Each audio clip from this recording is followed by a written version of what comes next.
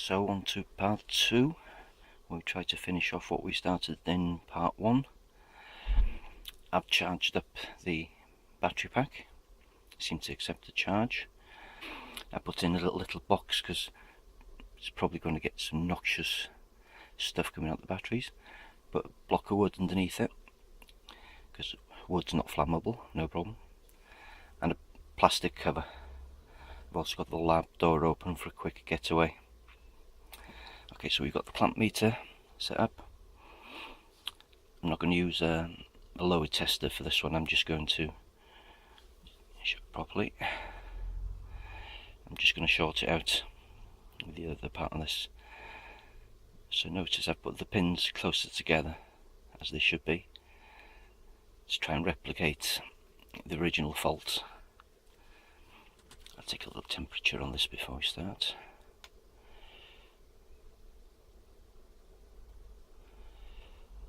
It's 14 degrees. Ready? Let's go for contact. Ready for a quick getaway.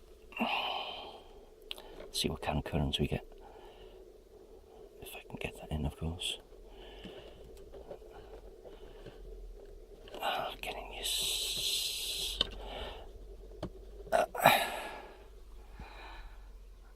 Only 4 amps. And that's not going to melt it, is it?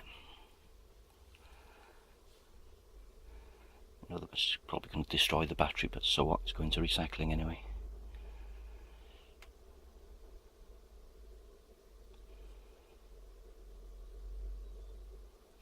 Degrees after a couple of seconds. Let's let it run its course and see what happens.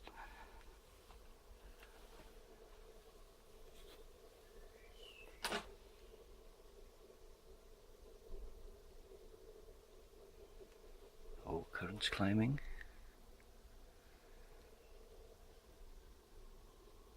8 amps. Just wait for it to go.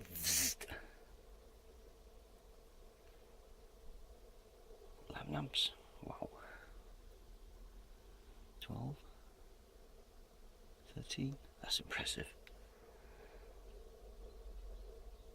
I'm just waiting for the battery pack to vent. 16. Let's take a reading.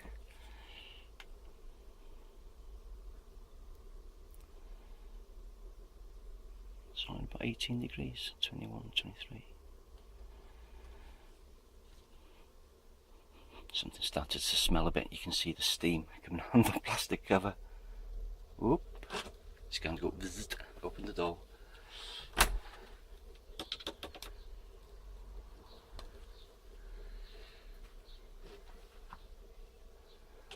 She's going to blow.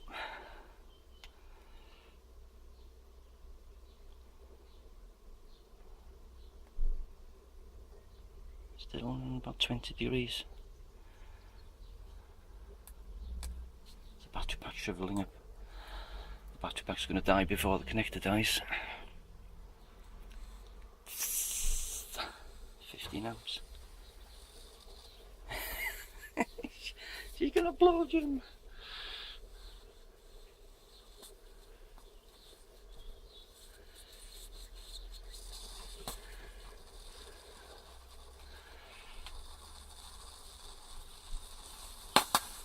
.46 degrees. That's enough. That's enough.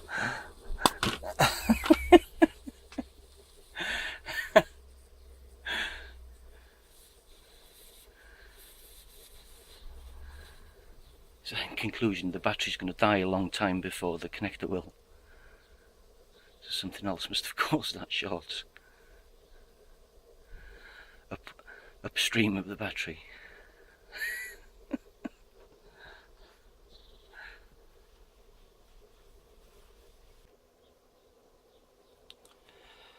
So what now? Well, now I'm going to ramp it up a little bit. I'll melt this son of a... I'll melt it. I'm going to try one of these. It's 4.8 volts. 5000. These are high discharge packs. I'm going to put the original connector on the end of that. We'll try that. So in the first part we tried it with this, that got close, but 120 degrees.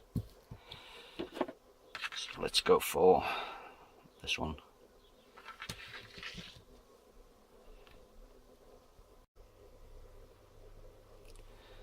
So quick summary of the destruction of this pack is that it's not possible, certainly not for me, for this battery pack to have destroyed, melted that connector.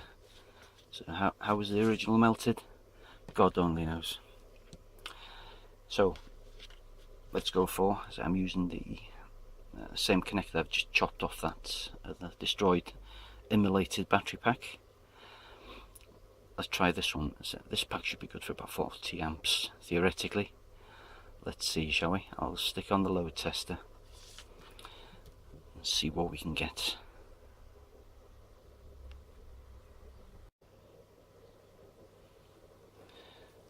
You see that connector? Should have stuck on a bit of wood, shouldn't I? That's close enough. It's about 0.6 amps. Let's go for 20. See how far the voltage drops. 20 amps will be about 80 watts. Should be about right. 3.44.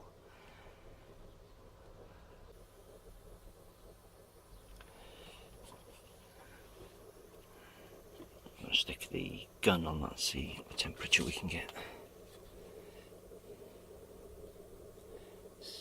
120, oops, way it's melting.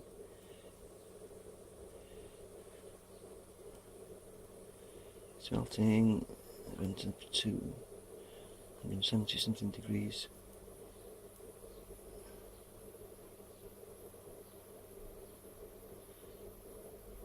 $110, $120, $130, $119 degrees. Wait, that's enough for now. It's 20 amps. It's about 48 watts.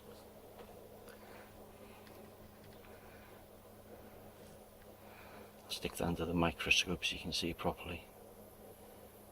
Hey!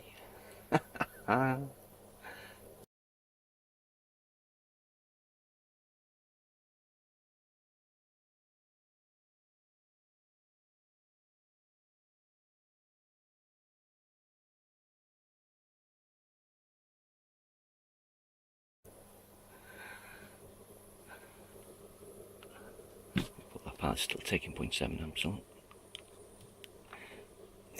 It's stuck together.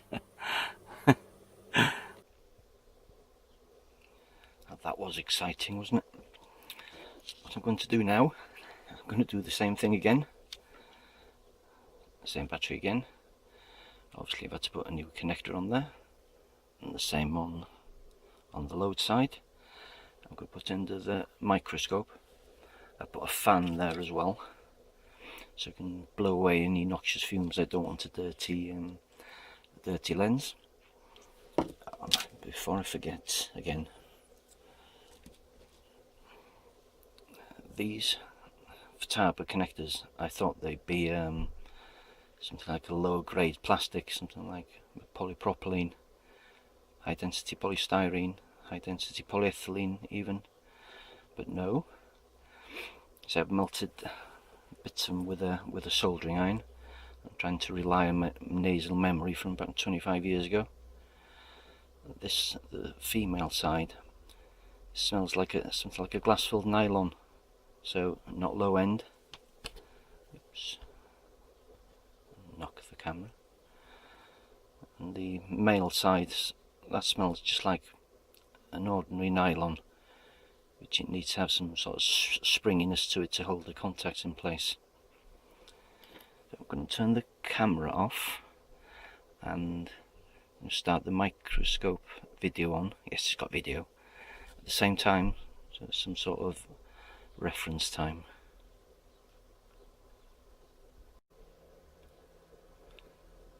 So I'm going to start off fairly gently with this. I'm going to give it, what shall we say, 15 amps. It's going to be about 4 volts. Oops, video camera running. Come on. Okay, microscope. I nearly forgot to put the damn thing on. Where's my temperature probe? It's about 11 seconds on my microscope. So, first dot of 17 degrees. I wish I had some sort of split screen to offer you. I don't think I do. Let's give it a few minutes.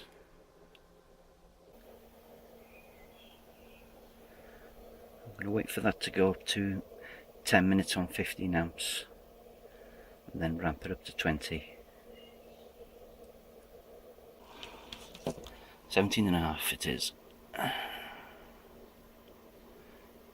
see if my battery will take it.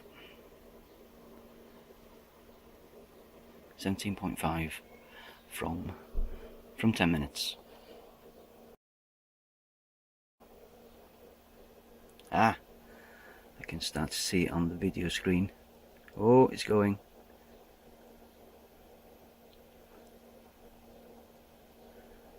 It's melting.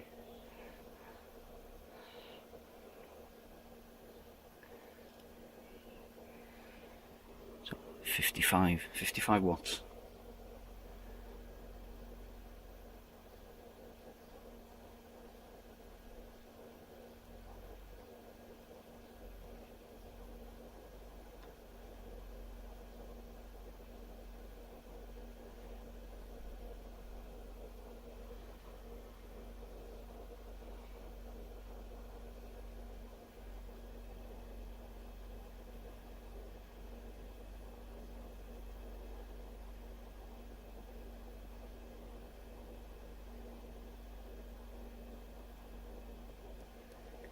See where the hottest bits of the connector are, where the 2 pins meet.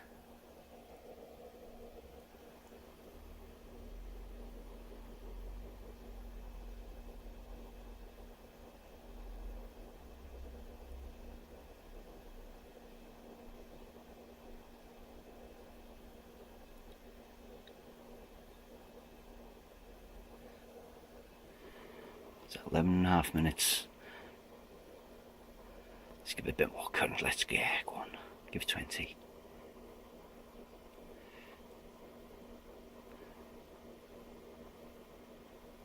It's 20 from 11.5 minutes.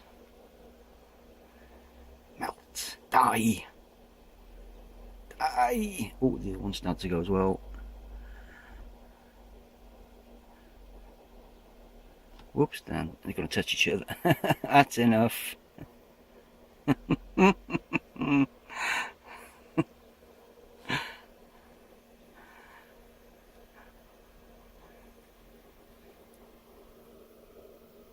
Have we done enough? I think so. Let's give it a bit more current. Let's go on. Give it 20.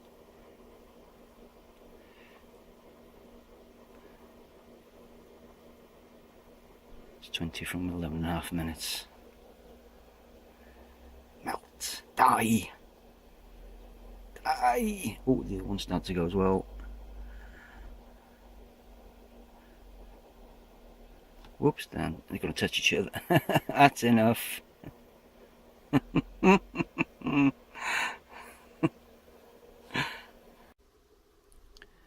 So what can we conclude from this? Apart from the fact I've got nothing better to do with my time than melt things.